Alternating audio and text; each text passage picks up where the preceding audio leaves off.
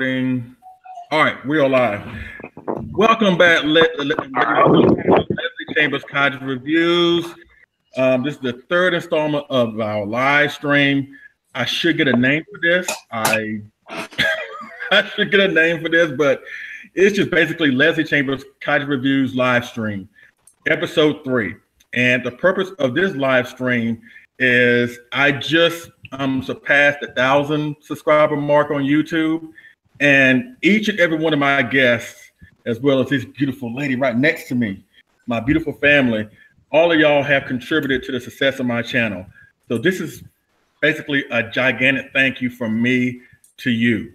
All of you, y'all have helped me out tremendously with your advice, with your pictures, with your just videos, and with your just kind words. And you know, all of y'all have contributed just so much to me. So this is just from me to you. Thank you very much, so much. So let me just go down the line and let me handle my Steve Harvey hosting and host every single one of my awesome guests here. Of course, first and foremost, my beautiful wife, Sandra, Queen GMK. All right, now, my brother from another mother, you're gonna hear that a lot. John Ruffin. You've seen his pictures on my videos as well as the Facebook group. You know, go to his website, mykaiju.com, to see awesome artwork involving our favorite X Plus figures. And just go to his website, mykaiju.com. John Ruffin, thank you for being a part of this. Next, Colorado. Another brother from another mother. Jeremy Souls. Yeah. Jeremy Souls for Summit Kaiju. Thank you so much for being a part of this. You know, giving me that awesome intro, which boosted up my subscribers. So yeah, you did a great service there. So yes, thank you for being a part of this discussion. Next down in Florida, we have one of my very good friends. You know him better as Godzilla 851, Matt Jacobson. Thank you so much for being a part of this. Amen. You're welcome. Thanks for having me. Next, this guy needs no introduction, but I'm gonna give him one anyway because I love the dude. You know, met him a few years ago at G Fest. We've been talking online ever since then. You've seen him on the Fresh Vinyl Show with Rich Iso. He's a strong pillar in our community. Great, awesome kaiju photographer. The one and only David Erb.co. And last but not least, yes, we got another G YouTuber in the house. Yes, he's been gone for about a minute, but I'm glad he's back. You know, Butch Bollinger, but you know him better as Brutezilla on YouTube. So thank you, Butch, for being a part of this. Thank you. So before we get started, do any of y'all have like any words that y'all want to say? I mean, anybody can jump in first, and then I'll talk about what topics we're going to go over this evening. Sure, I'm excited for G-Fest. How about that? G-Fest. Definitely. Yes. Definitely stoked, yes. Yep. It's a pleasure to be here with everyone. Thank you, Leslie, for accommodating us and making all this happen. Thanks for all you do. I'm gonna echo that. I'm gonna definitely echo that. All right, so let's talk about G-Fest. You know, as far as I know, everybody here on this panel is going to G-Fest in less than 2 months in Rosemont, Illinois. And mostly, I guess for me, I'll start first. The reason why I go to G-Fest is to really more so connect with my friends and just to have a good time, seeing all the panels and stuff like that involving, you know, the stuff that we love to watch and the stuff that has been like such a staples in our childhoods and in our lives, right? So that's the main reason why I go to G-Fest, and just to connect with y'all and, you know, getting stuff there. I mean, it's kind of secondary now, you know, because we get stuff very easily online nowadays. But for me, it's all about people. It's all about meeting y'all. So I guess we'll go down the line. We'll start with John, then we go to Jeremy, then we go to Matt, David, and then we go to Butch. So what are y'all most looking forward to at G-Fest? John, you have the floor, sir. It's become, like you said, it's really seeing friends, connecting with you all. You know, as we count down the months, as it gets closer, just look forward to seeing everyone again. And like you said, it's we can buy what we want just about any time, when we find it. So it's a good time of just synergy, and the guests, especially, is a sometimes once in a lifetime opportunity to meet our favorite actors and directors, from Toho and other kaiju genres. So it's fun every year. Yeah, I'd second that. For me, I like meeting all you guys. I interact with a lot of you online, which isn't really the same as in person. So I really enjoy that aspect of it. I kind of second that. To me, it's not really about the things that you buy there. I really like trying to make a difference for people and being kind. That's another reason I like going and doing the panels. So.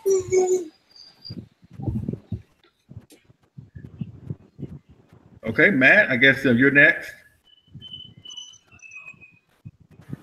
At first, it was just go and shop and just look around. But after meeting all of you guys, meet you guys, see you guys, and then pretty much shopping comes second, pretty much. I like to see what goodies are there. Not only what's out now, but to see past stuff as well. And stuff that I could acquire from, older generation of collecting rather than just newer stuff. But newer stuff is cool as well, but mainly just to see you guys.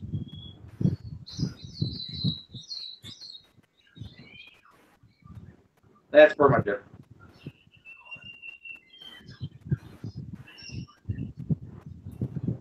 All right, David. David, the floor is yours, sir. So I'm pretty much of a late bloomer as far as G-Fest is concerned. I started going in 2014, actually, and I was just like completely floored by how everybody treated me so well. And, the people that I've been talking to for a minute on the internet acted like we acted like we've known each other for years. So that's something that I really love about G-Fest. There's like no weirdness. Everybody's just really cool with each other. It's just so much fun to be around people who just get what we do, and not have to explain and not be like, sort of a little bit embarrassed that we're getting so excited over pieces of plastic, and we're all on the same page, and it's just kind of awesome to be there with everybody. I know it sounds kind of sappy, but it's absolutely true. And anybody who's thinking about going and is into this fandom, I strongly recommend going. It's worth the money, even if it's only for a couple of days. And like everybody else said, we can basically get these toys online for a lot cheaper than you can at G-Fest. But for me, I love finding things that I can't find online, like an old vintage lobby card.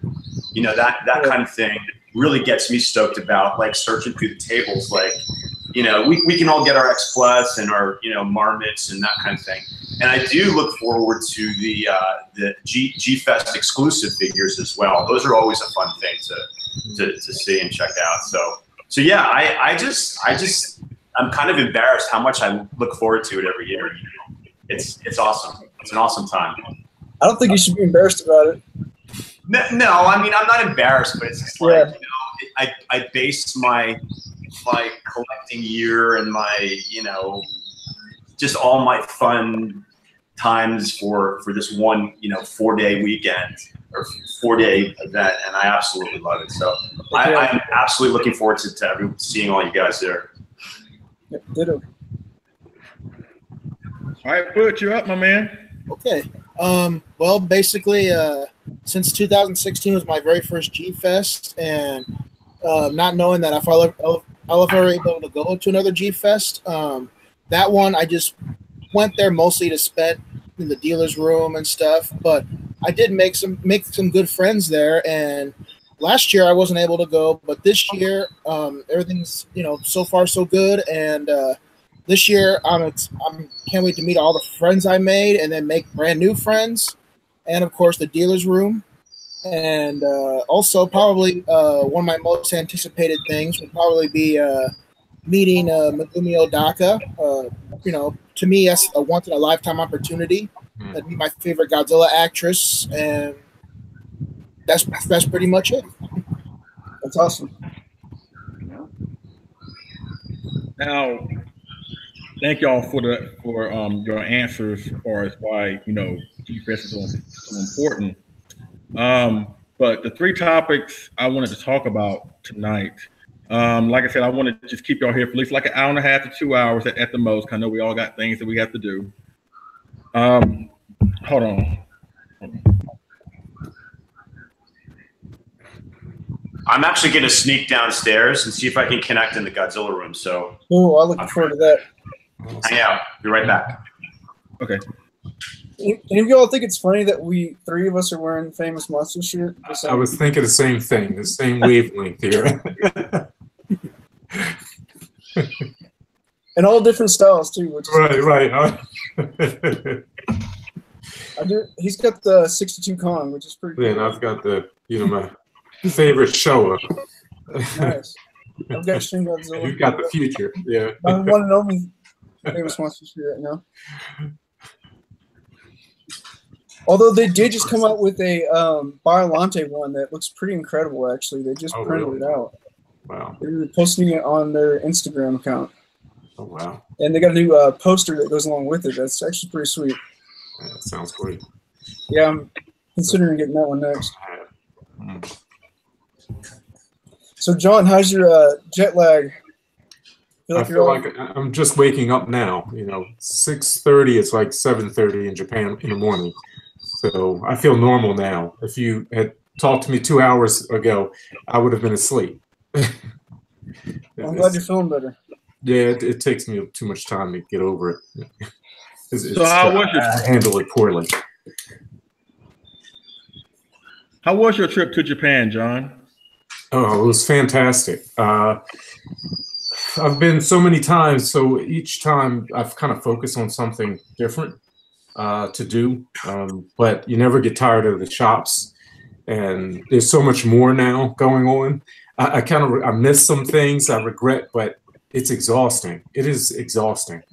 I went from at least 4 or 5 different cities over 10 days, so it was a lot. I got a lot in, but when you go, get ready to walk. Get ready. I mean, you'll be tired. I started my day around 8 and finished by 5. I was too tired by 5 o'clock to go out at night. There's just too much going on. Except the first couple nights I went out, but it's a lot. Everybody should go. I mean, at least once. You never regret it. I know Sandra and we're gonna go at some point once the kids are out the house. Because I mean, they'd love it too. I mean, I wouldn't say that they like it. I guess they tolerate it. I guess. But I know for a fact that Sandra and I would definitely go to Japan by ourselves just to see the country, and because between you, John, and especially David, the fact that what happened to you a couple of years ago when you celebrated your birthday over there, would you mind talking a little bit about that and just hype up more why we all should go to Japan at some point? Absolutely. The first time I went to Japan was with just Keith and I, and it was in 2006 actually. And we were still living in California, and we went to Japan for 2 weeks in November, and which is a really good time to go. Excuse me, my dogs are going crazy. Hey, knock it off. Evidently, I couldn't get down to my Godzilla room, so I got to deal with like crazy dogs. But so 2006 was our first trip, and I love the culture, the food, the toys, and pretty much everything about Japan. So when I got there, I found, and those who have been will understand this. I know John will definitely, be able to relate to this. I felt it foreign yet strangely familiar. Mm-hmm. Like I was like, this is like so foreign, but yet I don't feel out of place. I feel like, this is cool. Mm-hmm. So that was the first year, and then the second time I went was in 2014, Kyle Younts, I'm sure most of you guys know him. He does an awesome podcast that I was, honored to be a guest on a couple weeks ago. I don't know if you guys listened to that, but that was so much fun. Anyway, he did a Godzilla project called Hail to the King, and he hired me to go with him as his photographer. And the things that we did on that trip were just beyond expectations. Like, we saw the Godzilla 60th anniversary exhibit, which is very much like the DNA exhibit that has been going on. A little bit more emphasis on Showa things, which I absolutely loved. Walking into a room and seeing the original Oxygen Destroyer prop was just like, blew my mind. You know what I mean? Like, I was just like, I couldn't believe it. And then, you know, we did other things. I'm sorry? Was there any rust on that thing, or was there any rust on that thing? No, you know what? It was made out of some kind of aluminum, and it didn't rust. It looks weathered, but there's no rust on it per se. I think there was actually 2 made for the film, and we saw one of the 2. And you know, they had things like the train car that Kong picked up with Fumiko hanging out of it. They had the Yalin ship from Godzilla versus the Sea Monster, the monorail car from Destroy All Monsters, like things that just blew my mind. And so that was the second time. And then the third time is what Leslie was talking about. We went for my 50th birthday, and we did a hiking tour, just Keith and I, of the old Nakasendo Road, which is in the Nagano area. And we hiked to 3 old historic villages through the bamboo forests, and we saw snow monkeys. And it was just like, it was the best possible way I could have spent a 50th birthday. And there was a whole bunch of us on the trip. John Bumpus, of course, Kyle, Del, Champagne Martinez was there. It was a magical time. And we did get to go to Toho Studios, and actually, in the Hail to the King documentary, Kyle did a quick interview. I didn't even know he was going to do this. He interviewed me briefly at the foot of the giant Godzilla statue at Toho Studio. I mean, mural at Toho Studios. So I was just like, this is just like too cool for words. So, I'm sorry. About the one that got replaced, right? The statue that got replaced? No. That's the one that's in Ginza.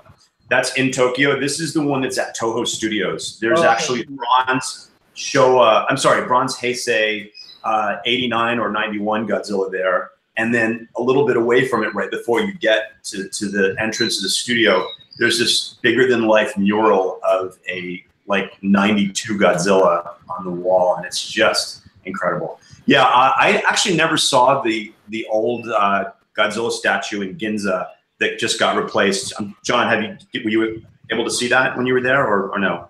Yes, I saw it. Yeah. Yeah. I think it's cool. But I would prefer them to do one of the original 54, which started the whole thing.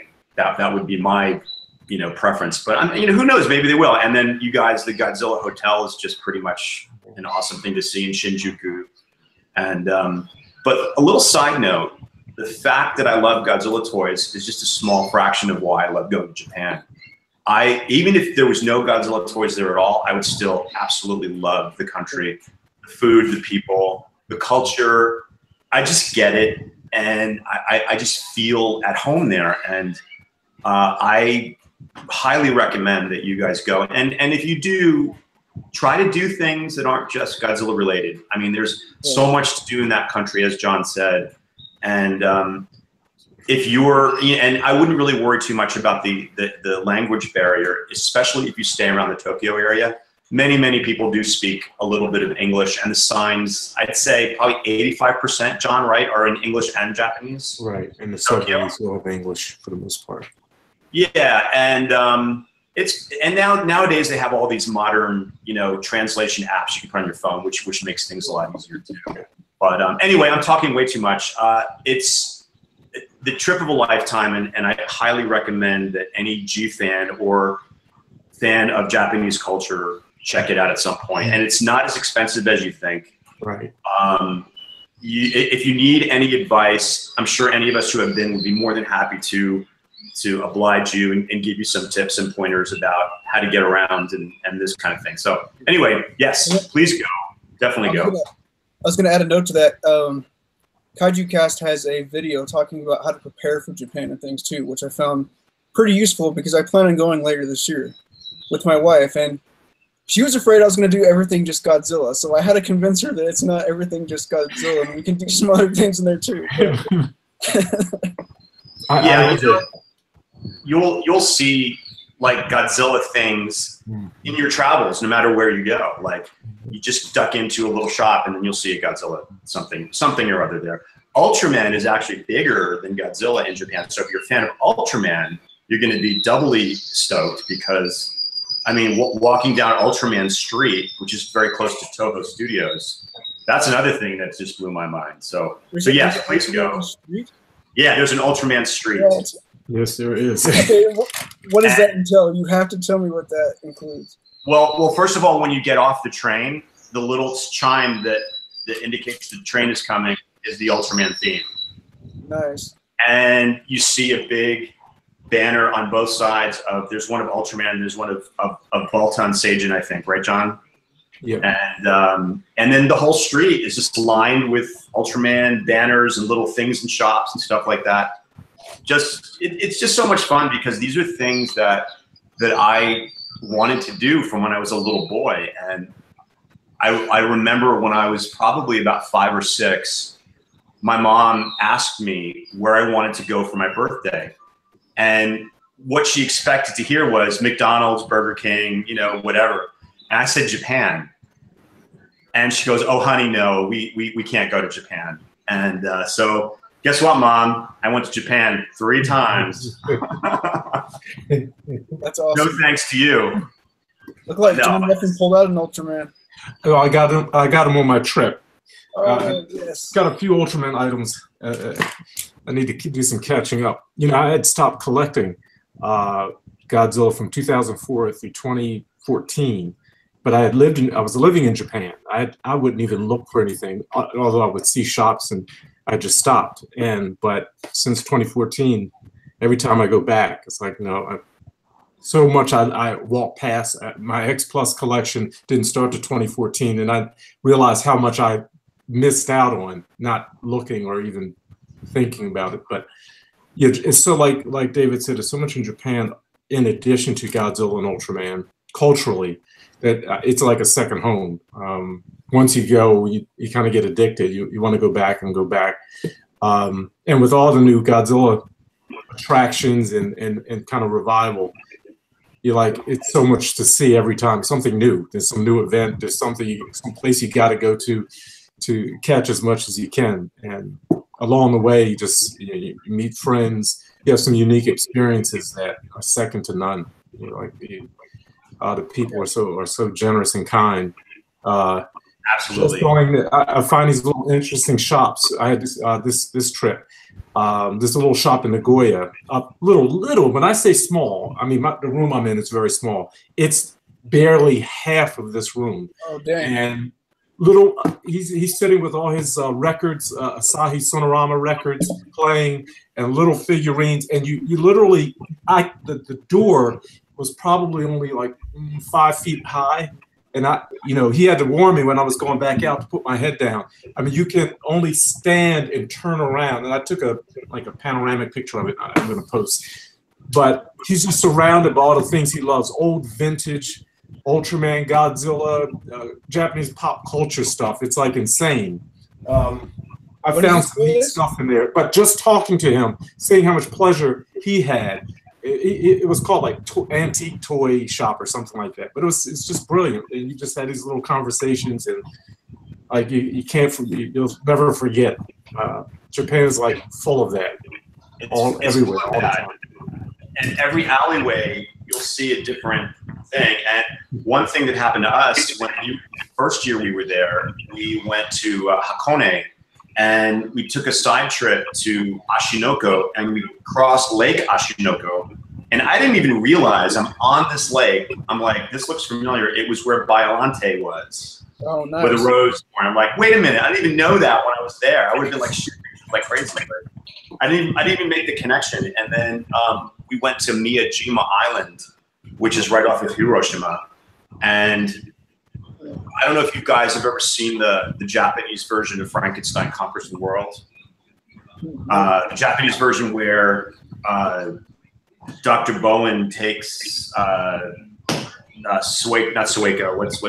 Sueko to the grave of the woman who died of radiation poisoning, and that's on Miyajima Island, and I'm standing like in that same spot. It's like, whoa, you know, that kind of thing just like it blows your mind. And John, man, I could kick myself. We went to Kamakura last time, Keith Kylan and I, and we never made it to the waterfront. And that's what I went back to see that, and my whole trip was I really focused on going to Godzilla places, and when I went to Kamakura, what I love about Japan, you end up in very odd places when you don't know where you're going to end up when you get on the train. You don't know when you come out, like you said, you turn the corner, you're like, oh my goodness. So I was going down to the beach. It was a beautiful day. It was in the 70s, and I'm walking and I'm seeing this beautiful beach, and I turn to the right, and there's Mount Fuji in all her glory, and I'm like, oh my gosh. And then I walked down to the park where they film where Shin Godzilla in his fourth form comes up, and I'm like, you couldn't ask for. They're out there surfing, and I took video. I just finished a video of all the places I went to. I'm going to post it maybe. I can't wait to see it. And like you said, I missed those places, and I'm kicking myself because I also went to where they the battle where the bridges are. I can't recall the name of it, and it had rained that day, so I didn't go down to the park so I could get some other shots. I'm like, there's so many things you can forget when you go, but you're overwhelmed by the places that you do go to, and you're like, well, at least something for next time. And but I know how you feel. I'm like, I left out some things because of fatigue that I have to go back and capture. But yeah, we're planning to try to go back next winter in like February or so, and we're gonna do Hokkaido next time. Oh wow! Hokkaido, yes. We're gonna take the Shinkansen from Tokyo to Hokkaido. Oh, that's wow! In the winter, so that should be a trip off. And there's gonna be a little girl leaning on my shoulder, and she's gonna say, "I hope she isn't bothering you." And I'll say, "I don't mind it." You know what that's from, right? Of course. No.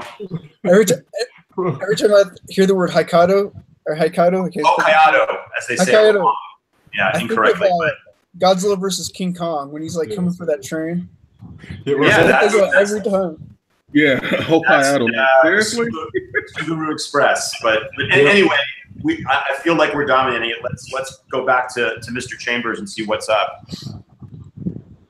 Actually, first of all, thank y'all both for sharing your experiences with Japan.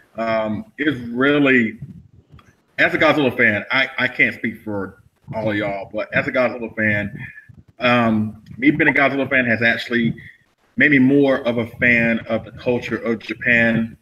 I want to know more about their culture and, you know, as well as technology, you know, and it's amazing that a tragic character like this made you want to be part of another culture and want to experience it. So hearing y'all testimonies has really, like I said, I can't speak for everybody else, but I know for me personally, as well as my wife, we definitely going to go to Japan and just soak in the culture. Of course, there's going to be some Godzilla spending involved. You already know that. Okay. One thing we have to tell the viewers and you guys is, if you want to do one place where all your collectibles, if you can only go to one spot, Nakano Broadway Mall. Nakano Broadway, absolutely. It's on the Yamanote line, easy to get to. I know that stop by heart. It's basically a 4-story mall, okay? First floor has food and shops and stuff. You can have a bite to eat. And then the next 3 floors, just they're called showcase shops, full of mostly vintage and used toys. I mean, there's some new stuff in there, but the main Mandarake branch is there, and you guys are just gonna lose your minds because it's. I got the pleasure of walking into Mandarake, to Nakano Broadway Mall with Rich Iso for the first time. Just to see that look on his face, it was worth the whole enchilada, man. I mean, it was awesome. Like, he was just like, it's you know, and you know, it takes going back several times to take it all in. And, you know, and a little bit of advice too, don't do it. Put all your eggs in the Mandarake basket. There's so many shops in there and so many that people don't know and don't go to. Go around the corner and check out one that maybe doesn't have a whole lot of toys in it. But that's where I found my first vintage piece, my vintage bull mark toy for a really, really great price. So you guys are just going to love it so much. I want to show you what I got from there this time around. I'm just going to pause, blank out for a minute because you brought something up interesting, David. David's good at that. Yeah, you know what? I'm going off on tangents. You can see how enthusiastic I get about speaking about Japan. So no, oh no, you're fine. David, I want to talk a little bit about the culture part of it too, because I've been really getting into I guess some of the history behind Foo Dogs and the Guardian Lions and King Caesar, because I'm a little bit obsessed with that right now. I found a house that had a nice King Caesar on it. It was in Kamakura. It was interesting. Oh my God, I saw that house. I found this at Nakano Broadway. I couldn't leave it. What is it? Little Pashin boy. Oh, no way. No way. See, Shibuya, that's awesome. Not the one I wanted, but the one I wanted was $150. This was $20. 20 is good. The size of my pinky. House. We saw that house in Kamakura with the Caesars on it. Wow. I swear to God, we saw it when we walked from the train station to the Buddha. It's on the way to the giant Buddha, right? And I didn't go. See, I didn't go to the Buddha. I still haven't gone to the Buddha. Oh, so maybe it was a different house, but we saw that, and we also saw a house that looked like the house from The Grudge too. So I'm like, not going in there. Not going in there. And one last thing about people who want to bring their other half, Leslie and Jeremy. Do your wives like Studio Ghibli? I don't know what that is. Miyazaki films. Please explain. Spirited Away, Ponyo, Princess Mononoke. No, you don't know those?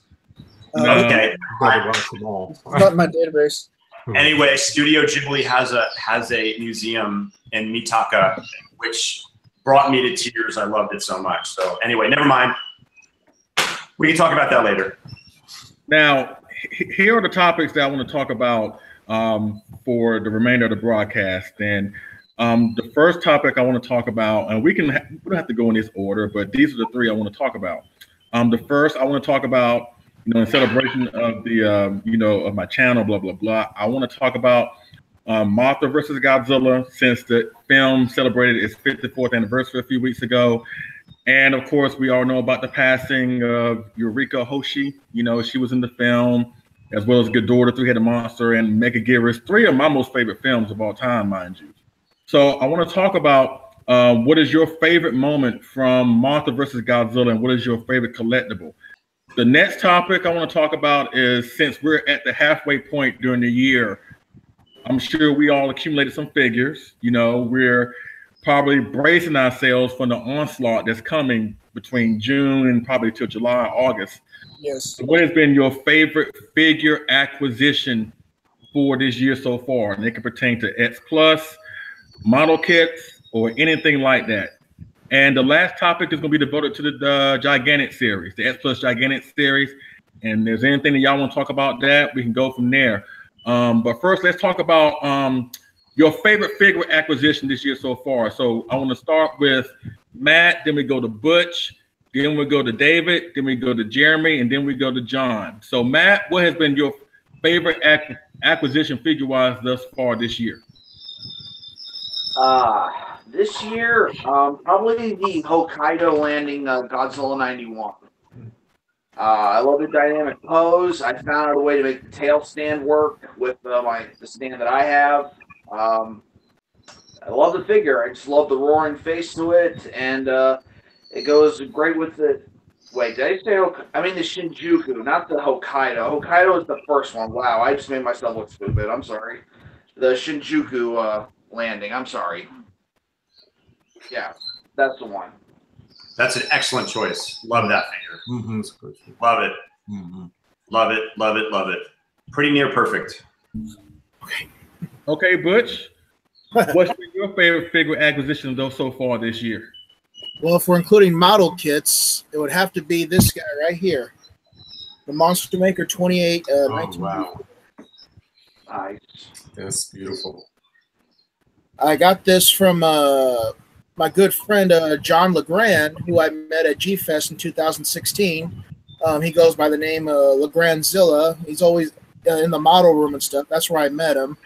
And he's actually lives here in my hometown, so that's fortunate, because then, you know, I basically have like you know, a good friend here who makes beautiful model kits and paints them and lives locally, so that way I don't got to pay for, you know, shipping. I should just drive to his house and pick it up. Dude, that thing is amazing looking. Can you Yeah. Sorry. hold closer to the camera? I'm Oh, jealous. yeah. That's That thing sweet. is amazing. No, I want one. That's awesome. G. Okamoto, if you're watching, make Yeah, that exactly. your favorite sculptors line, please. I was honestly just thinking the same thing. Please, somebody, please. It's beautiful. But yeah, he mentioned that he was trying to sell me a bunch of model kits he had, built and unbuilt, and he had told me that he had this, and I'm like, I've got a lot of 84 figures, and the X Plus 84 30 centimeter was always my all-time favorite, and I didn't think anything would surpass it until I saw like pictures of this guy, and thanks to my brother Leslie for like convincing me, like, maybe you should go for it, man. That's a really good model kit to acquire. I'm like, I should try, and basically he cut me a good deal, and the rest is history, and I'm glad I got it. This is like possibly my most favorite figure in my whole collection as of right now. I don't think anything will surpass it, to be honest. I'd love to shoot that. And the only Godzilla in my mind that actually like survived a volcano. Yeah, right. Into that thing. How did he live in there? He's at home. But he mutated. Not only did he survive, he looks completely different when he came out. You'd have messed with his DNA down there. Yeah, I was saying, G. Okamoto, if you're watching, my friend, first of all, we love you. Second of all, make that part of the favorite sculptors line, please, at some point. Please. Isn't the Yuji Sakai 84 coming? I think it was teased last year or something. I don't even remember. I have a feeling that the next one's going to be a Heisei, which 84 is sort of on the verge of Heisei. Yeah. It's technically Showa, but I always considered it a Heisei. Yeah. But and one side note, speaking of Mr. Okamoto, I know that I don't know if you guys know this. For my 50th birthday, we also went to Osaka, and we got to visit X Plus HQ. That's awesome. That again was like, John, Rich, me, Dell, Kyle. It was just like we were just kind of pinching ourselves the entire time. And he's the most kind, generous, thoughtful guy you could, down to earth guy just like us. You could possibly, imagine. And it was definitely a highlight of the trip too. Sorry, I need to interject again. But. So, David, what has been your favorite figure acquisition of this year? Can I take a guess? Is he furry? Does he have 2 names? Is he a giant monkey? You're pretty close. I love that. I love the Beto Metallic Kong. It's a kit. It's a beautiful figure, but I can't say that's my ultimate favorite. It's a tie between 2, and this is where nostalgia kicks in. It's between this guy, which is the Nakajima tribute Gaira that actually John Bumpus, our good buddy John Bumpus, got at G-Fest. And he knew that I loved it so much. And he just, out of the blue, out of the kindness of his heart, said, you know what? I know you really want this guy, these figures, and I'm just going to let you have them for the price I paid for them. So outstanding toy karma for my friend John. And but anyway, and this happened, I guess it was right before when did Nakajima pass again? Was it? Last November, right? Was it before she passed? He passed like the first week in August. Oh, okay. So it was right. So that's why I was really sad that I didn't get this at G-Fest. And then it's the second one is another nostalgia. It's the bronze Nakajima in Godzilla, Sweet. which is super rare and super hard to find. And again, the Nakamuras of M1 continue to create amazing pieces of art that I absolutely love. And see, these are the kind of things, nostalgia and things that I handpick from Japan are my favorite acquisitions in my collection. They all have, you know, places of honor. There's so much that it's so hard to choose. So I just went with my heart and my nostalgia, and I chose these guys for my favorites. I couldn't pick just one. So although there's like a gazillion honorable mentions, and yeah, the ones that you guys picked ahead of me, I love the 84 and I love the 91. Those are absolutely phenomenal kits and figures. I've had the 91 for a while, and I'm looking to get the 84. So I guess Jeremy, where did he go? Oh, there he is. There he is. There he is. All right, Jeremy, what has been your favorite figure acquisition so far this year? Oh man, honestly, I think the new GMK that came out, the 30 centimeter, or the tie between that is the gigantic series 64. So hi everyone. You just woke up from a nap. I'm sorry guys. But the gigantic series. I know it wasn't. Yeah, that one right there. I know it wasn't 100% accurate to what the small one was, but I really did enjoy that thing. It's beautiful. It's a great figure. I honestly think it's the best GMK that's available so far. That's not a model kit. I love it. I love the Sakai, and we saw the Sakai being produced in X Plus, so that's got a special place. But accuracy and overall awesomeness, I think this one takes the cake. Yeah. Did you skip that one, David, or did you go for it? Oh, I skipped it and then I bought it because it was still available on HobbySearch. So oh, awesome. Okay. Yes, I skipped it and then I bought it. So yes. That's awesome. I'm glad you got it. Me too. All right, John. Very photogenic picture. Very photogenic figure. Great pictures I've seen online of this. Yeah, that's sweet. All right, John. Oh, my turn. Oh, cool. Well, my favorite figure this year, it's actually a reissue, and it hasn't come yet. Hopefully in about another week or so I'll have it. It's not X Plus, unfortunately. It's the Kyoto Shin Godzilla. Been like saving and waiting for this thing. But the big one. Yeah, the big one. The original big one. Yeah, the original big one. I've been dying. I remember how excited you were. I remember how excited you were to get that, awesome. And ended up missing out and then getting it again. So yes, that makes me really happy. I would have had extra money on my trip if I didn't pre-order it. I had just been waiting. But with that said, I got a great find on the trip. I found the 25 centimeter 64 with with the Mothras, which I didn't have, and it got it for only about $250.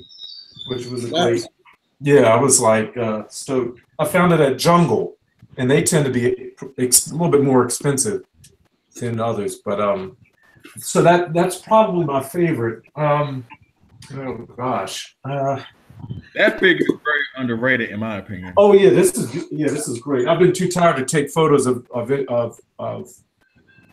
but I'm looking forward to trying some things out. But I love it. I like that. I think it's more accurate than any of the others I have of 64. It's a great figure. It is. I was surprised to see it and to be able to get it. I thought it was completely out of reach. You don't see that very often. Right. Yeah, there's one of those down here in Denver in the comic book shop, and I skipped out on it, not thinking it was really worth much. Oh, grab it when you see it. That's something I had to teach myself, is when I see it, just get it. I've left some things on the battlefield that I should not have, and probably will never get it. Other than that, I think I don't think I have anything that I would put next to the 64 right now from this year. I think that rounds it out. Well, for me,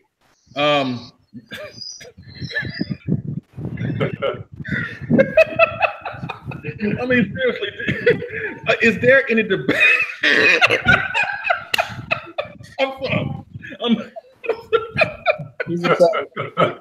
There's no doubt. Is there any debate on what is my favorite of the year? Yes, I understand the issues that this thing has, but I can't put anything above this thing. I'm sorry. Actually, I'm not sorry. I love this thing. This is the cream of the crop for me. Could have been better? Absolutely.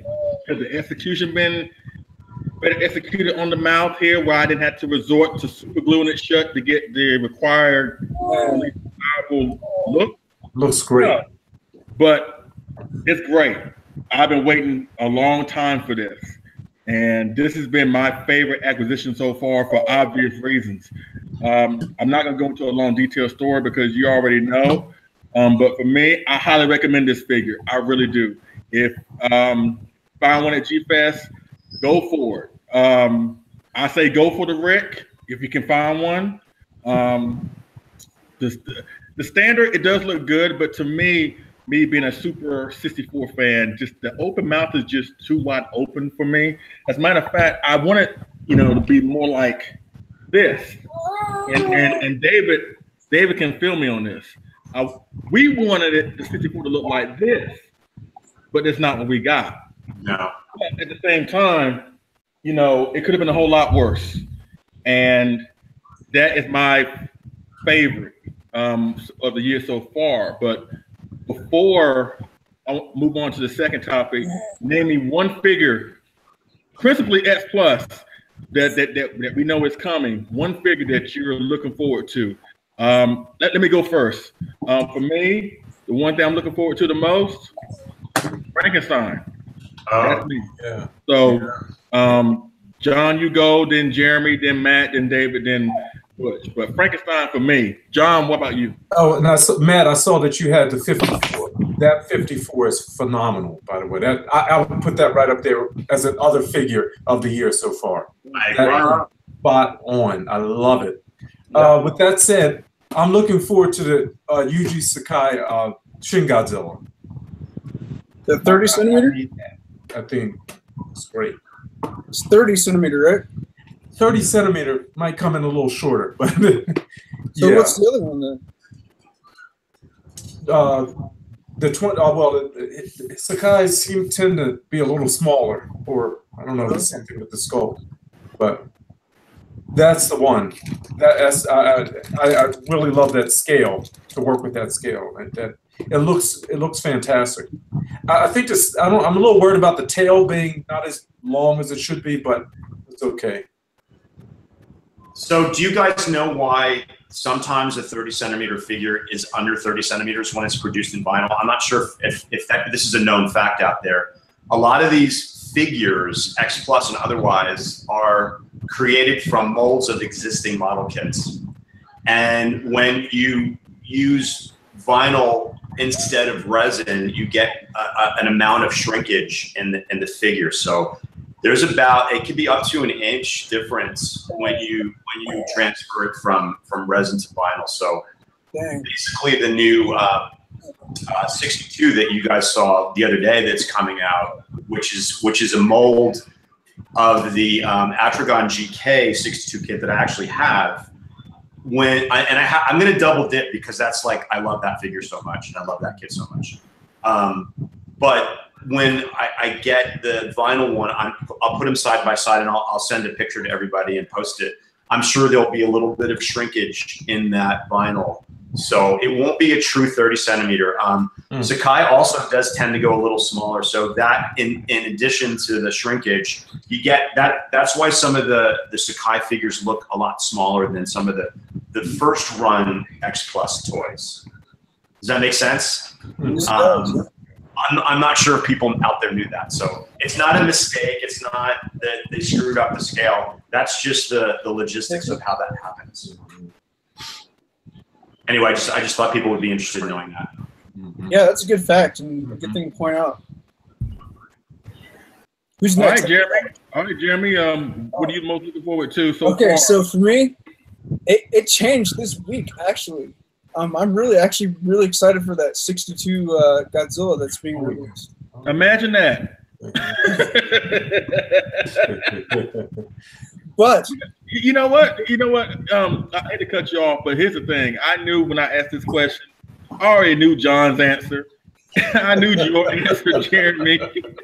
It's Matt, David, and Butch. I have no clue. But y'all two, I was like, John wants that new Shin, and Jeremy wants that new 62. So y'all just so predictable.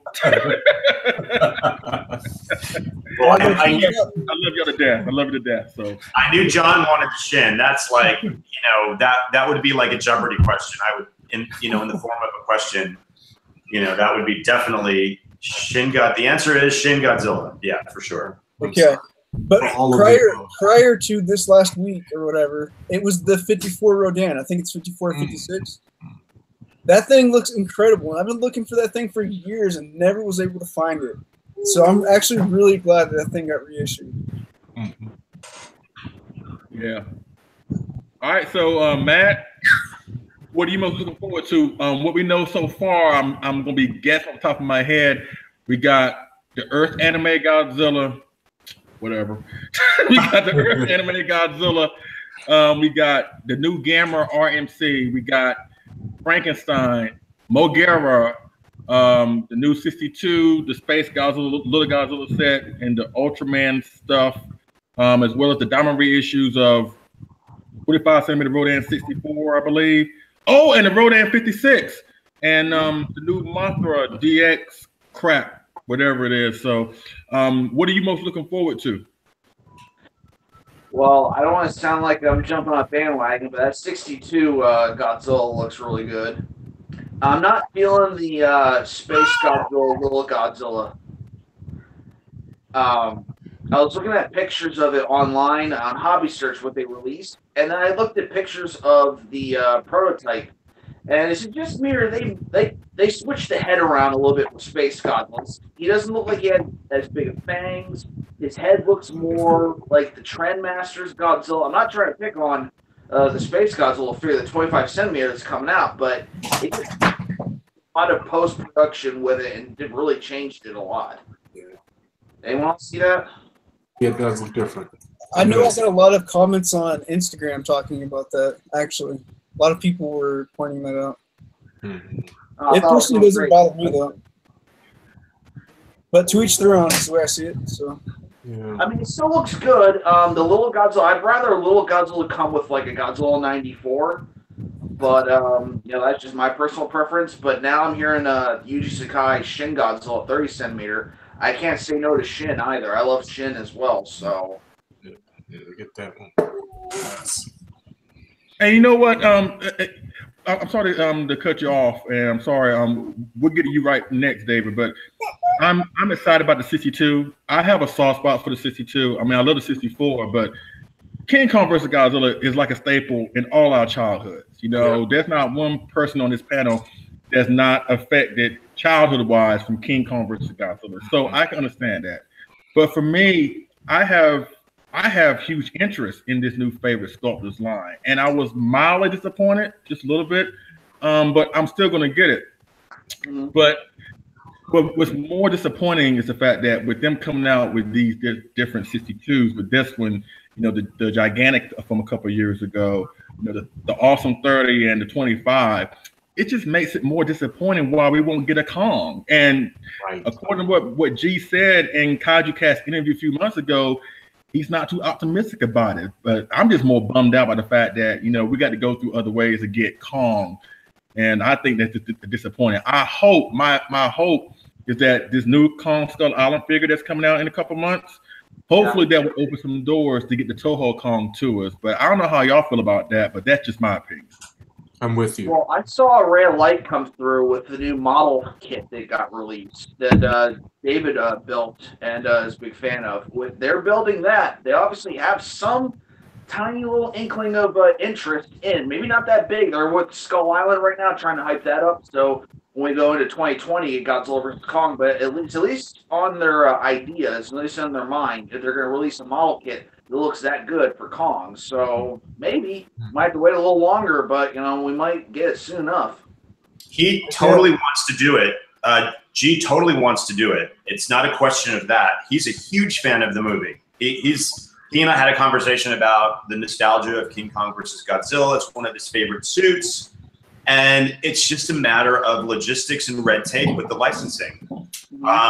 They could probably fudge it and do something like giant gorilla from Faroe, or not even Faroe Island, giant gorilla from the islands or something. You cannot call it King Kong, but he absolutely wants to do it. And if it's possible, it will be made, but I don't know if they can do. Well, they actually got the Frankenstein. I wasn't sure whether they were going to be able to do that or not, but that came through finally too. So I guess is it my turn now? My turn? I'd say so. I'd say so. Okay. My turn. I'm going to have to go with. Well, see if you can guess, Leslie. What do you think my favorite upcoming figure is going to be? Frankenstein. I'm gonna say either Frankenstein or the Gargantuous. Yeah, that's you're right, and you're right. Frankenstein. I've been waiting for that figure for so long. The Bandai is great for what it is, but I want a more realistic, larger scale Frankenstein. I think that is one of the most underrated Toho science fiction films in the whole pantheon of them, because it deals with some serious issues and some historical fiction. Like there's stuff in there that if you watch the Japanese version, it's just so chock full of amazing story twists and plots and yeah. So I got to go with you, Leslie. It's got to be Frankenstein. I mean it's reasonably priced. The sculpt is pretty spot on. The pose is a little bit static, but I'm gonna overlook that just because I'll have one. I would have liked to see like the arms like the Bandai maybe, but I am more than stoked that that's coming very soon, and the Gargantuous too. So this will be the second set of Gargantuous, and I love the grappling pose. And again, that movie is in Japan. It was a direct sequel to Frankenstein Conquers the World. And yeah, if you guys get a chance, watch the Japanese subtitled versions of these films. They're a completely different animal than the American dub. They cut things out.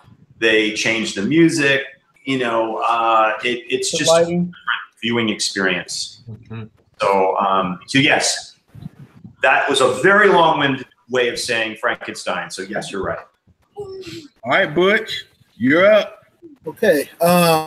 Definitely Frankenstein, because I've always loved the movie and always wanted a figure of that. And I was gonna try to get the Bandai figure, but now that the X Plus has been announced, and I usually go for standard when it comes to these X Plus figures because I don't really care for light ups too much anymore.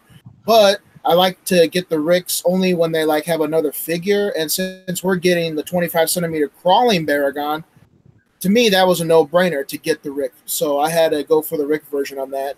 So that's probably my most anticipated figure that I pre-ordered.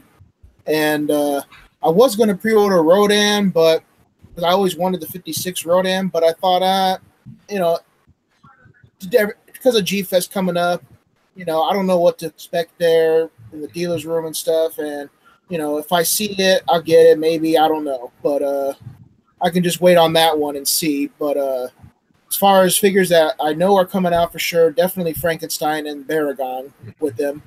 But when it comes to figures that we got teased with, it would definitely be the Sakai 84. Hopefully it comes out sometime this year. And the little, what's that little mini one called? Do for real, the 84 that they got. Oh yeah, yeah. I'm excited for that thing too. That should be awesome. And that's pretty much it. Which I imagine that's probably going to be showing up on the pre-order site pretty soon. I think so. Yeah. Almost all the rest of the other ones have already. Yeah, that one does look pretty cool with the miniature reactor. Yeah. Looks dope. But the thing about it is that figure Godzilla has a big head, and the suit already had a big head. So it's like the head's gonna be like even twice as big. He's gonna have a giant Napoleon complex. But all right, let's move on to the second topic. The second topic is Mothra versus Godzilla. Of course, y'all know. Y'all know I love the film. My favorite out of all of them. As a matter of fact, let me see if I know my friends really well and see if I can guess your favorite.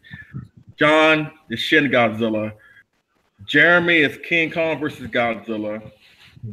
Matt is Godzilla versus King Ghidorah. David is Monster Zero. And Butch is 84. Yep. Oh, wow. And my wife is GMK. So we got all the films represented from all the eras. So yeah, that's great. And see, I want to add 74. That is still my heart. What? Show 74. Yeah. I mean, Are we talking about firsts or favorites? I've been doing this. Is that first movie you saw or favorite movie? favorite show. So you're right and you're wrong. My first movie was Monster Zero. My favorite is Mothra vs. Godzilla 64. Oh really? Okay. Oh yeah, really. Yeah, I love Kaiju Daisenso Monster Zero, but I think as an overall film, there's nothing that compares to the way every single element came together in that movie.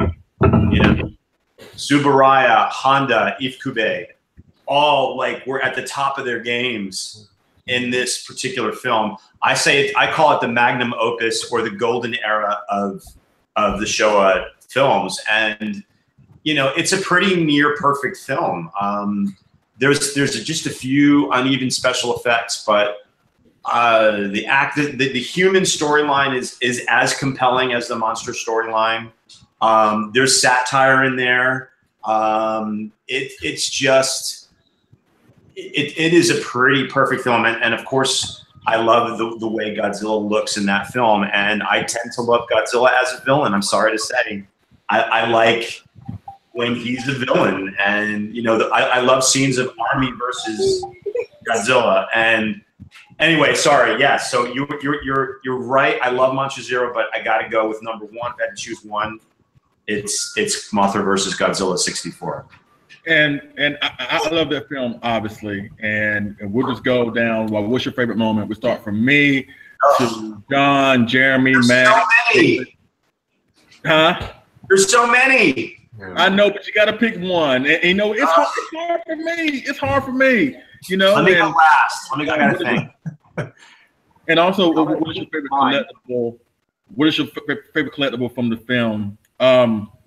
What I love most about Mothra versus Godzilla, if I have to pick one, it's probably his appearance in the film, and the fact that the story, like David said, is very compelling.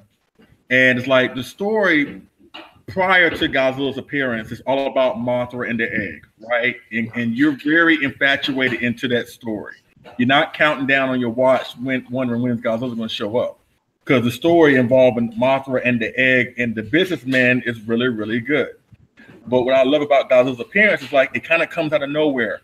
There are no signs of him showing up. Like in the prior three films, there was Godzilla's presence. Even when he wasn't on screen, you knew that Godzilla was there, was going to show up at some point. In Mothra versus Godzilla, Godzilla just pops up. And when he does, everything just stops. Everything is like, okay, we got to stop him. We have to deal with him, And he's just, like David, I love Godzilla as a villain. I prefer him as a villain. Unstoppable, no motive, no purpose. And it's like they throw everything that they can at him. But like Michael Myers, he keeps on coming. He keeps on coming. And I know some folks don't like the ending. But like I mentioned before, if you don't like this ending, then you shouldn't like the ending to Ghidorah the Three-Headed Monster, because it's the same thing. It's the same thing. A bigger, powerful monster was taken down by three smaller ones, and the numbers game caught up with them. So with that being said, that's why I love the film so much. And my favorite collectible even though I love the X Plus, is this one. This is my favorite collectible from the film. So, all right, John, you're up. Mothra vs. Godzilla. What you love most about it, and what's your favorite collectible from the film? I'm embarrassed to say, I was an alien resident of Nagoya. No way. I lived there for about a year and probably spent a long time there. And I never visited Nagoya Castle until this last trip.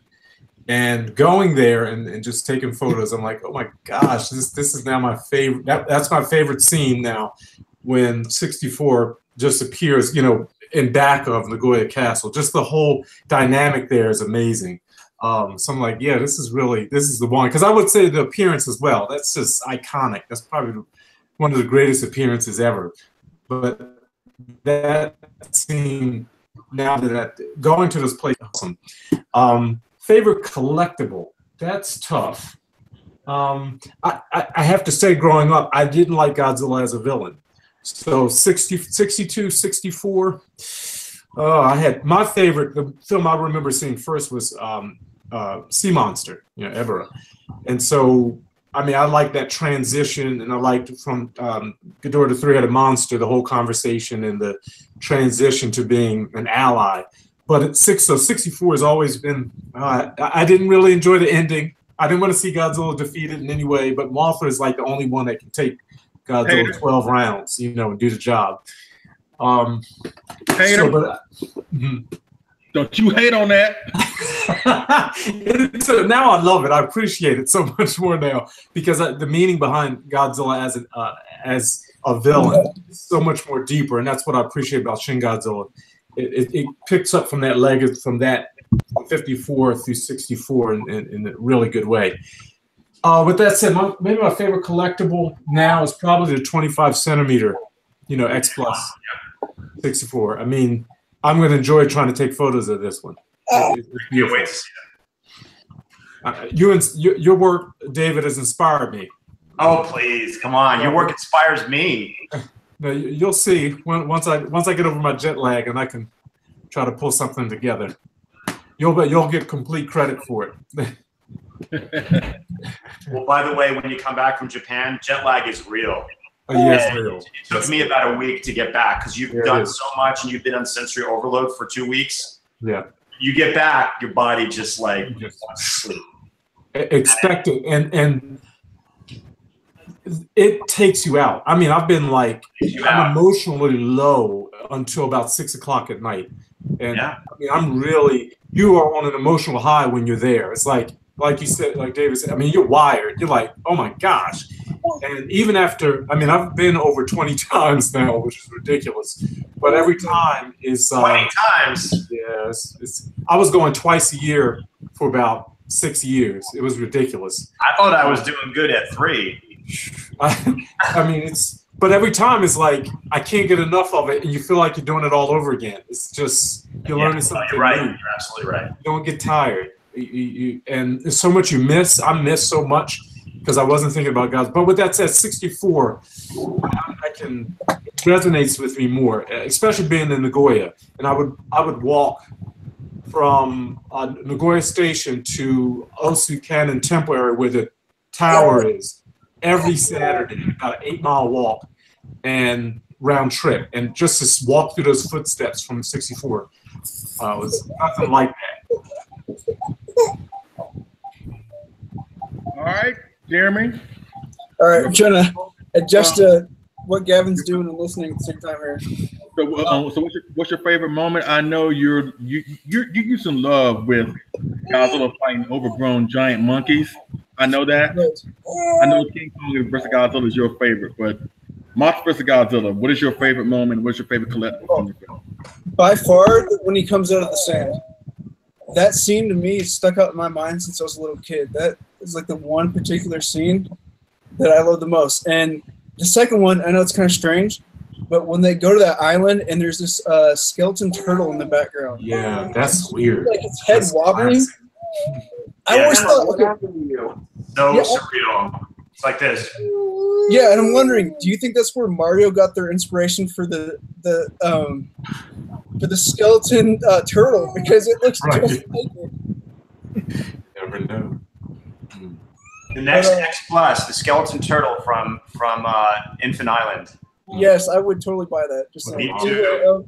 Yeah, it kind of like a premature Gamma. In a way, yeah.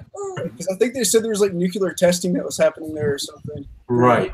But I don't know what the Japanese version says. I know that's what the American dub says, but The Japanese version says nothing about the turtle. Yeah, you know what? It's funny about Mothra vs. Godzilla. Mothra vs. Godzilla is like, I think why it's so beloved is the fact that it's not much a difference between the Japanese version and the American version. Very true. The American versions of Godzilla King of the Monsters, Godzilla Raised Again, Gigantus. You know what? That's a really good point that no one brings up. The censors or the American distributors cut virtually nothing, and they didn't change any of the music. I hate when they change the music cues. Yes. You know, you can't. Sorry, fuck with Akira Ifukube's classic themes. Right. You know, you can't do it. I mean, the only pass that they get is in King Kong versus Godzilla, the American, because it's just so much memories to hear. And even as a little kid, I knew, hey, wait, that's the Creature from the Black Lagoon's music. You know, but yes, Leslie, that is an excellent point, and I think that's a reason it's at the top of someone's list, and no one ever talks about that. They cut virtually nothing out of the U.S. version, and they actually inserted a scene that's not in the Japanese version. And what scene is that? The Frontier missile scene. Oh, wow. That is not in the Japanese film. So that Frontier missile scene is everything. I love that one. Yeah, it is. It's unique. And it's not in the Japanese version. Wow. I always wondered as a kid, and I always kind of picked up on this, why they changed the title backwards to Mothra versus Godzilla. That always bugged me. I don't know why, but yes. It was always. It's funny because it bugs me too. But it was, you know, King Kong versus Godzilla, I guess, kind of created the, you know, that's how I justified in my head. You know, his challenger comes first. You know, that kind of started. You know. Well, you know, the U.S. version, they didn't even want to let us know what the opponent was, because they did that sort of thinly veiled advertising campaign, Godzilla versus the Thing, and you know, we all thought the Thing was going to be this scary thing, and it was actually this beautiful, peaceful creature. You know, I don't think it would have sold as many tickets if people knew that in the 60s. Yeah, maybe now, but I think the fact that American International, the distributors of that film, wanted to disguise the fact that it was, you know, a beautiful giant moth and larva that was going to fight Godzilla. So interesting. It's very interesting. Now, is Mothra a girl? I've always wondered this. It is a female, right? Yes. The one in the film Mothra versus Godzilla is definitely a female. And I think the larva, one's a male and one's a female. I mean, that's super geeky, but yeah, I guess so. That's awesome. And the one in the original Mothra, I think, is also a female. Because she spins the cocoon, but I guess males can do that too. I don't know. And I think the fairy twins. I always refer to her as her. I always refer to her as female. Like Biollante, Legion, I refer to them as always as females. So, Jeremy, you didn't say what your favorite collectible from the film was. Yeah, I was getting to that. We got on a tangent, but maybe it was a cosign there. The gigantic. I know I'm a giant nerd when I come to math stuff, but gigantic 64, which everyone can win at the Summit Kaiju online contest too. So keep that in mind that we're going to be giving away one of these as the prize. I love the blue fins. All right, Matt, it's your turn. Your favorite moment and your favorite collectible from Mothra vs. Godzilla, sir. All right, this is kind of cheating. It's all right. So I like the scene when they're first draining the area so they can start building new housing, and they find this like big, like almost hubcap looking thing. And they're playing around with it, and they're like, "Oh, hey, what's this? This looks cool." They show it to the scientist. Scientist, yeah, that is pretty cool. then the scientist calls them, like, get in here right now, and they have to decontaminate them. Like, why were we going through this? Yeah, it's radioactive you were playing with, nummy. And they're like, what? And then they go back to the area. It's like, no, there's radiation. Oh, there's no radiation. Boom, here's Godzilla. It's a great select of scenes all fit in together with each other. It's kind of cheating, but I kind of cheat at these things too. So no, I think it's perfect. Perfect. Yeah, because that's the thing. They don't really explain, where that came from. I mean, obviously it's probably a piece of Godzilla's skin. That's probably my scale, I guess.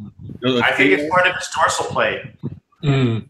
Because it's got that coloring on it. I don't think it's a scale. I think it's part of the dorsal plate, right? It's kind of rounded, Now you see that, yeah, it is more of a dorsal plate, yeah. I thought it was probably one of his scales, but like I said, it does. They don't really come out and say what it is, but you can put 2 and 2 together and consider what happened in the film that it was connected to Godzilla. But even still, when that scene is introduced early in the film. Like I mentioned before with Mothra, you're so infatuated with Mothra that you kind of forget about that. But then when it comes back to it, you're like, oh, and then Godzilla is in the next scene. So once again, it just comes together. It just comes together. Reminds me of the Trilobite scene in '54. Yeah. I wonder what happened to that prop. How much would you love to see that prop? That would be awesome. It makes me wonder too. It makes me wonder: does Godzilla lose his dorsal fins like reindeer, or like deer? They shut off. It kind of make me wonder. Yeah. Maybe. Well, Shin Godzilla, seem to can fall off a little bit or fall apart. Something fall off. Humanoids be falling off them. Some weird demons be falling off. Whatever the heck this is. Strange stuff. I love it. So, I guess Matt, what's your favorite collectible from the film? Well, first off, that also brings in a lot of people say, where do these films come together? I think that Mothra Godzilla is not only a sequel to the first Mothra film, but it also is a sequel to King Kong versus Godzilla. That could be an area where Godzilla washed up, and in the area that got displaced because of the storm, it just left him underground. He was still knocked out from fighting Kong. So that's an idea where this could all be one big continuous story. So that's just my idea. But also, my favorite collectible is the Diamond reissue Godzilla 64 standard. I got this from a pal. He needed some help, and he sold it to me so I can help him out. So help each other out. So excellent figure. The face is really cool. Maybe his mouth being closed would have been cooler, maybe, but I like him with open mouth or closed mouth for the 64. He always has that like I'm just pissed at the world look on his face. Just love the 64. That's a great fig. Okay. I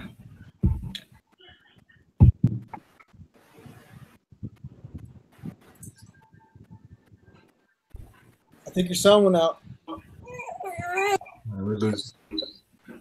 Sound. Okay, David, the floor is yours, sir. Okay, well, first of all, again, it is my favorite movie, and I love the concept of a evil, atomic, twisted, radioactive monster fighting a beautiful creature that represents peace. That in itself is an interesting dynamic for the film. There's so many moments. I mentioned the frontier missile scene, which is absent from the Japanese version. And that brings me to my favorite scenes. It's all the scenes where the military is trying to defeat Godzilla. I love when they plan A, with the towers, and he just says nope, just knocks him down. And then plan B was with the metal necks that were dropped on him. That almost worked if those soldiers didn't get greedy and just were a little patient and turn it all the way up. That was getting to him, that electricity, And so I think for me, the 3 scenes that he battles the military and definitely like decimates the military. And I disagree. I don't think in this movie he's a force of nature, so to speak. I think he's pure evil.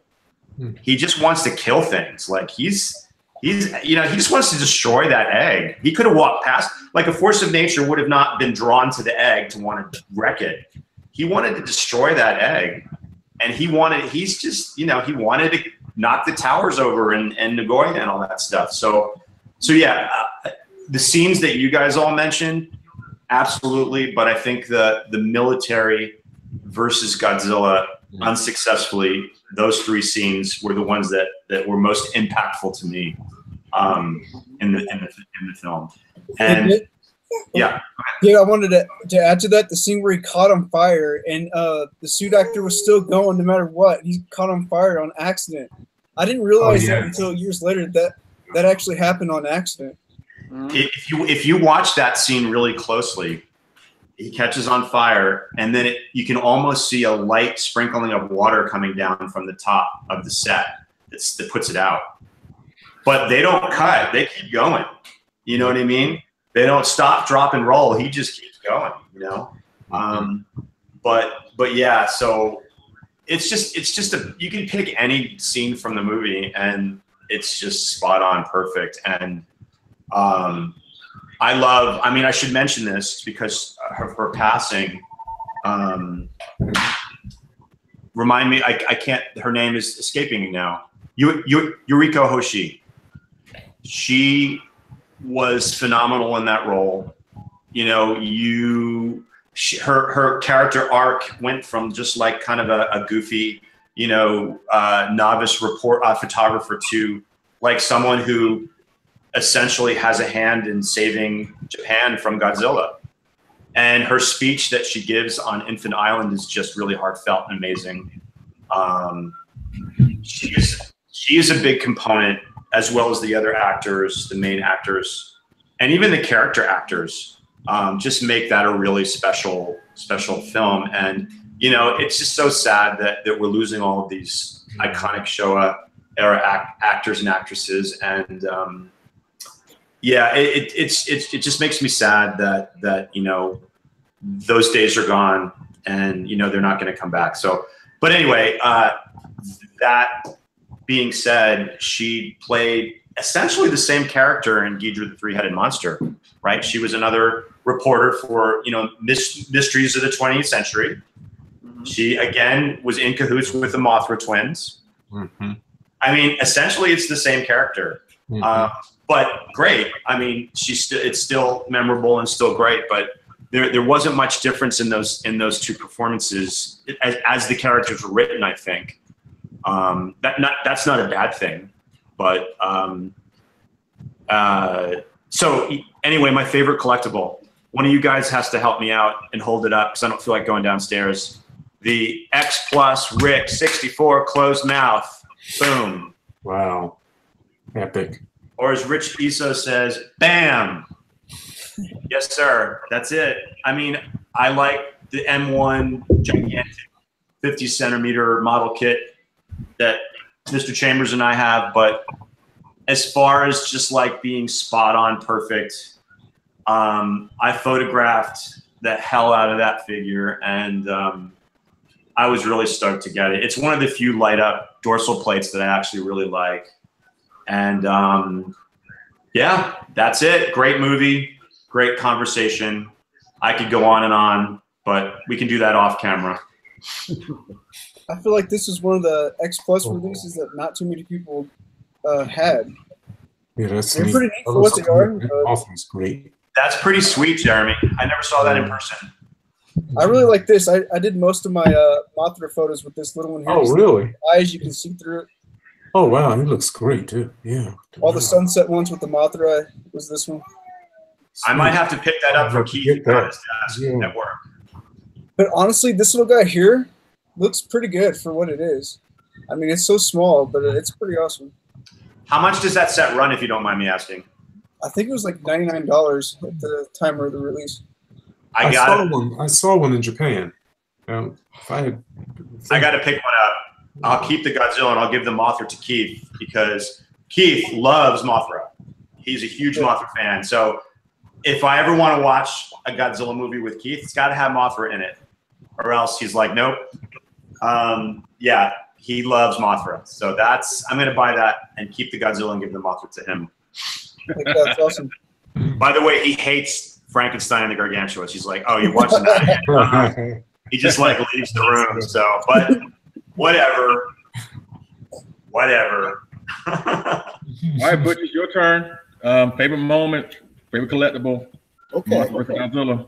For my favorite moment is probably both fights from Mothra vs. Godzilla. I like the first fight where Mothra was trying to protect her egg. Look up there, look, the thing. And you knew stuff was about to go down, and what she went through to try to protect her egg. Basically, giving it everything she's got, sacrificing her life with the poison powder, and knowing she didn't have a chance against Godzilla. And then at the end, when the larvas had to fight him, how they basically fought without like more strategically, how they were like hiding behind rocks and stuff, and then like spraying him with the silk, and like just catching him kind of off guard. And then when he tried to blast them, they'd be hiding and stuff. Just like an overpowered character fighting two monsters that had no chance, but they used strategy against him, and they prevailed. And when it comes to, like, I guess I could say my second favorite, because that's probably my first favorite, the fights. Probably the second would be the military one where the towers are electrocuting him, and then they drop the nets on Godzilla, and it made it look like, the military had a chance against Godzilla until, he eventually broke out of it. But I just thought, like, trying to think, like, that's probably one of my favorite military fights against Godzilla. So I like that scene a lot as well. And for my collectible is probably my very first my very first collectible, the only collectible I have of the 64, the X Plus 30 centimeter diamond reissue. Got this at a local comic store here, and I just love the detail on it. It's so beautiful, and I just love the brown highlights all over. Me, it's like depicting him coming out of the dirt. You can see brown all over, and even on the bottom of his feet. I just love that, and I think when I go to G-Fest this year, I'm gonna try to probably hunt down the gigantic Rick 64. See if I can try to find that for a pretty good price, and that's pretty much it. Yeah. Did anyone pick up the Mothra reissue that X Plus just came out with? I'm fine with what I already have. I've got one already. Yeah. Yep. I think for people that didn't have a Mothra before and want the larva, it's a good deal. But for those of us that have them already, I don't think it's worth getting it again, so to speak. More likely that they'll probably be at G-Fest. If they're dropping in June, then more likely they'll probably be available at G-Fest for whatever. But that's G-Fest. Looking forward to it. Looking forward to that. Leslie, I was going to mention this. There's a lot of people on our chat. Do you think we should do some questions from the audience? I'm looking at the chat. I'm looking at the chat right now, and oh, wow, I didn't know that. I didn't even know there was one. Someone was asking you earlier, David, if you're watching a Goroth in the background, or Goroth. I was. Gorath was on in the background. Good eyes. That's absolutely right. Tell them Gold Star, yes. And now Yongare is on. Nice. It's that station called Comet, and they play retro sci-fi films, English dub versions, and it's just my little background noise. But yes, indeed, Gorath and now Yongare. Leslie, were we done with all the questions? I don't know if we were. Sorry if I cut you off. I'm sorry. I said what? Were you done with all your questions? I'm looking at these questions, and I don't really see that many. Most I just see people just chatting and just enjoying what we're talking about. Unless start a podcast. Start a podcast. That's not a bad idea. But you know what? Doing what we do, I think it's fine, you know. And I know I want to talk about the gigantic series, but you know what? We can save that for another time because that is so much to get into. And it'll be 8 o'clock in like a few minutes. I don't want to take any more of your time, but mostly this is for me talking to each and every one of y'all, and my wife, all of y'all. And if I get emotional by saying this, then so be it. But last year wasn't really easy for me. I'm sure some folks may know, but some folks may not. But my father passed away last year, and that was a reason why I was kind of like going dark on Facebook for maybe a month in May. Y'all may remember it, maybe you don't, but for a while I was not doing anything. I wasn't posting anything. I wasn't saying anything. It all came at once. You know, my dad had so many ailments, and he ended up passing away late May. I know Butch knows.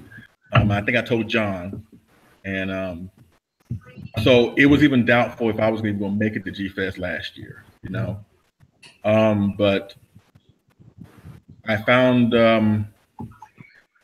strength through y'all, through my friends, because y'all were concerned about me. You know, y'all would send messages, you know, saying, "Are you okay?" Whatever, and that really means a lot to me. You know, this channel, I do it for fun. I do it to connect with friends. I do it because I love what I do. Not trying to say that this takes over my life, because it doesn't, because I think a lot more things are more important, like marriages, your family, stuff like that. But at the same time, it's nice to have a hobby like this where I can come to my closest friends and have great conversations and feedback and interaction.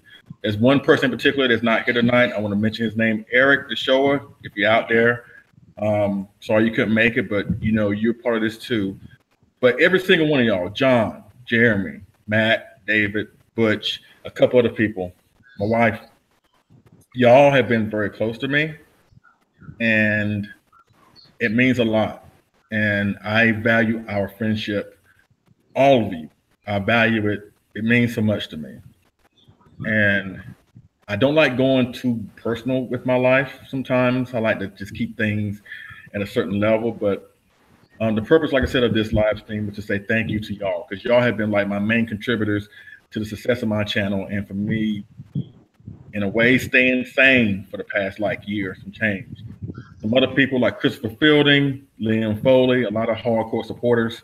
Y'all have done so much for me, and I just want to say thank you.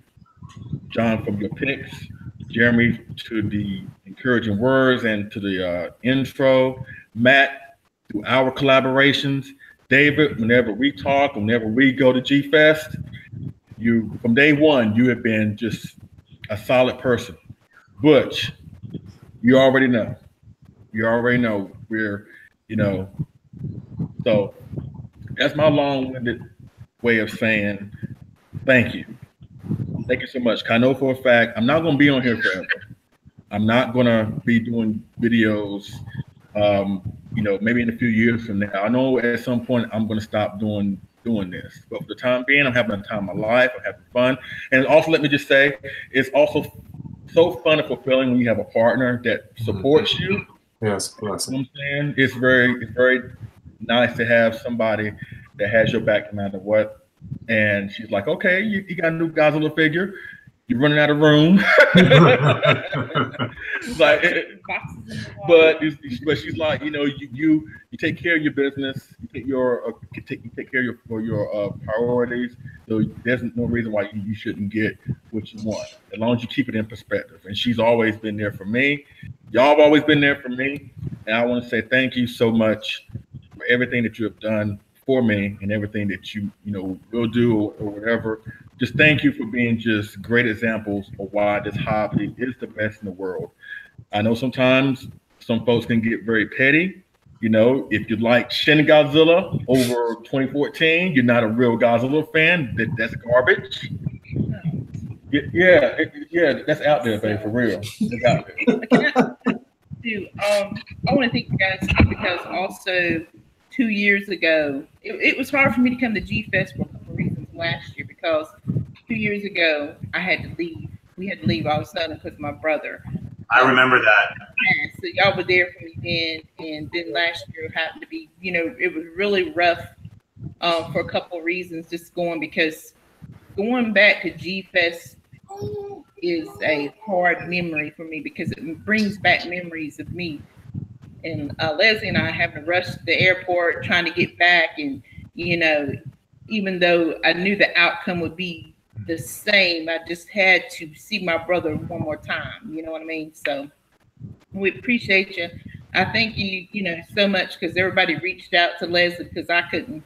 I was just out my frame. So I love you guys to death, and to me, it's a brother and sisterhood coming to G Fest. We can be who we are, and to me, I feel most accepted being there. I'm by far any beauty queen, even though my husband says I am, but I can just be who I am. I like to wear my G Fest. I wear my G Fest t-shirts to work. They're like, "What's that all about?" She whistles, destroy all monsters around the house. Yeah, I do. And it's been great. I love you guys, and if any time that I can do anything for you guys, just let me know. I love you to death, and thank you for being so receptive, Leslie and I, and we're so much looking forward to seeing you guys this July. Oh, most definitely. Ditto, ditto, ditto, ditto. And I just want to say thanks to everyone too. But Leslie, you got a lot of great things ahead of you, man. So don't underestimate the great things that are coming your way. So you might not be doing videos, but you're going to be doing good stuff. So yeah, and I want to thank you for inviting me to be part of this because it's just a lot of fun. And you always say, we got stuff to do. Can you do it? I'm like, I was bummed that I couldn't do it the last time that you guys were doing it. I don't know if did you do it or did that ever happen or? No. Because you couldn't do it and because I couldn't get a couple more people involved. It's just the timing wasn't right, and that's the reason why I wanted to get everybody here. But I enjoy these talks. It's great fun. It's great fun. Like I didn't really know these other two guys, so it's like nice to meet new people also. And I really wanted to hear about John's trip to Japan too, so that was a little extra plus for me. See, extra plus. See what I did there? Yeah, that was bad. I know. Dad jokes right there. But no, thanks for constantly inviting me and giving me so much support with the photographs and always liking and commenting on the stuff that I posted. It does mean a lot to me too, and I love this community. It's a great community. It's not without its hiccups, but like this is an example of why social media is a good thing. I know a lot of people talk on social media, but if it wasn't for social media, I would not be going to G Fest. I would not know any of you guys. And you got to look at it from that perspective. I mean, it's just a lot of fun, and it's always a pleasure to be involved in these chats. So thank you. And I ditto that, and I appreciate how you've supported me, and all of you guys have been a tremendous encouragement. You're never far from my thoughts and prayers. The kind of starting to collect again back in 2014 was an escape for me to kind of take some of the bite out of reality, and just meeting you guys online, Facebook and the G Fest. And Leslie, especially, I remember the interview at G Fest a couple of years ago, and just the receptiveness and the kindness and the thoughtfulness that goes so far. And I appreciate you and Sandra. Thank you for who you are and just what you allow yourself to be to us. It's a blessing, and you all of you, and even those who are not with us, there's always things going on in our lives that we may not share or talk about, but when we do, you can be sure that somebody's praying for you and thinking about you, and hope, just praying that everything works out all right. And we're here for you. And just thank y'all so much. And I really appreciate it.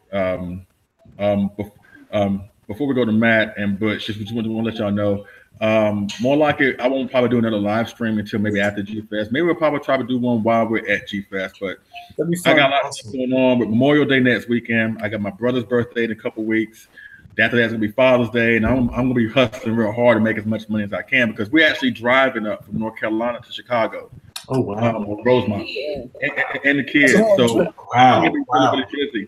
So I won't have time to do like any more live streams up until G-Fest. So next time I will see y'all will be G-Fest. I'm sure we'll talk online between now and then, but I would like to do another live stream maybe at G-Fest if I can, or at least post G-Fest, so we can talk about how our experiences was. But before we get out of here, Matt, Butch, you have any parting words? Matt, you can go first.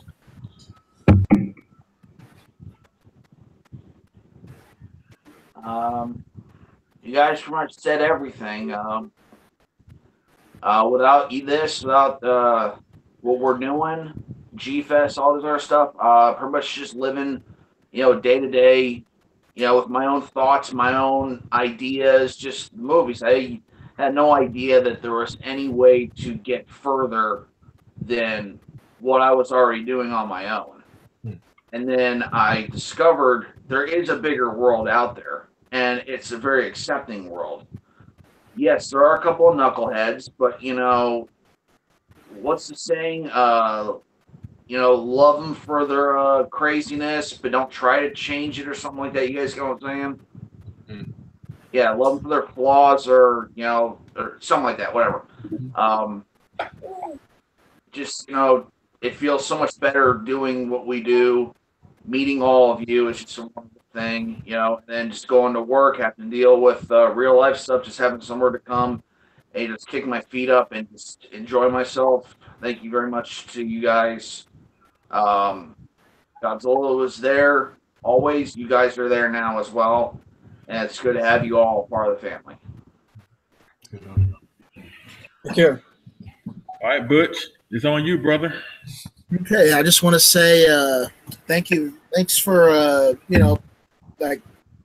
will say three people who I look as brothers. Burley Vang, he was like one of the first people I've talked to on the X Plus Collectors group. He sold me some X Plus figures, but he's been like a brother to me because of it. And also Everett Grandin, I helped him out when he needed a YouTube video size scale with Gauss 25 centimeter, and we became friends since then. And I want to thank Leslie, because you're my brother as well, and it's all thanks to the 25 centimeter Gigan you sold me. Ever since then, we became best of friends.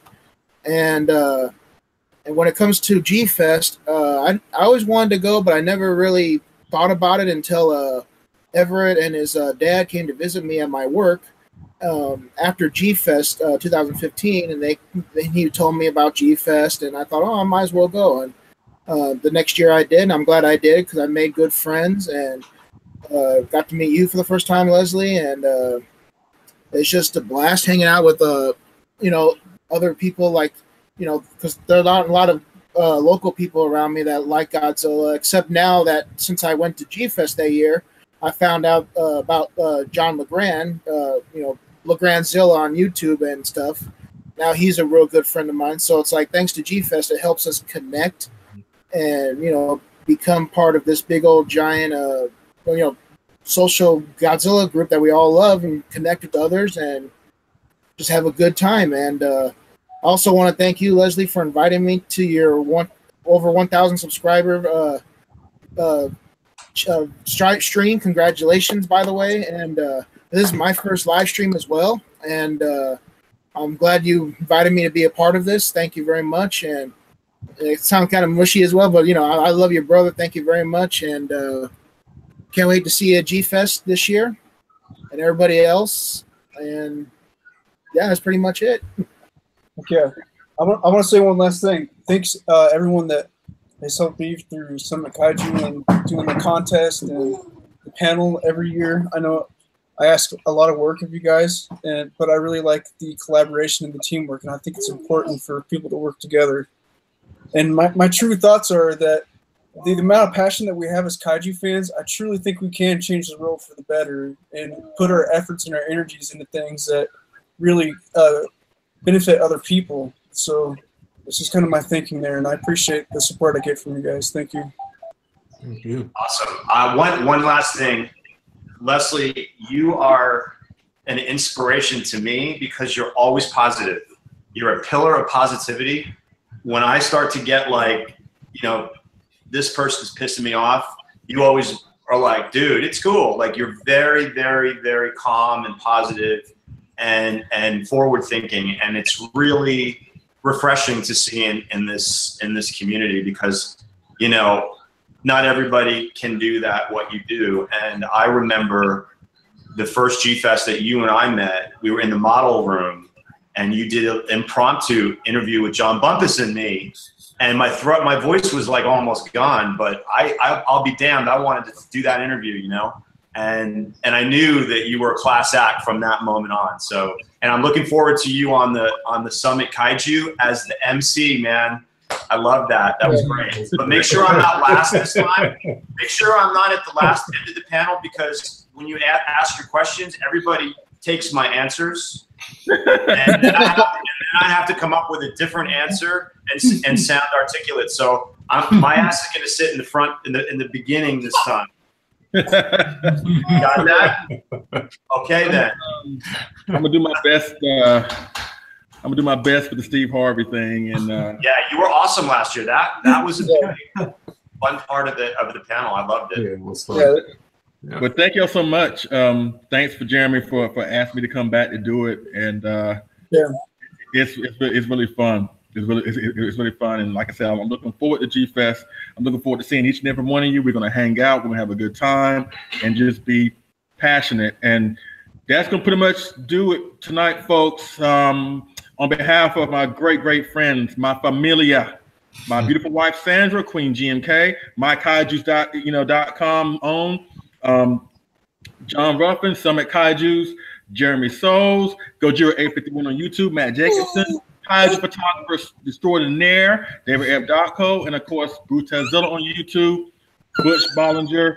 Thank y'all so much for being a part of this. Thank y'all, you know, in the chat for chit chatting with us and you know, whatever. I sorry if I got a little bit, you know, passionate or a little bit emotional early on, but I feel like if you can't be passionate with your friends, then there's no point in doing anything at all.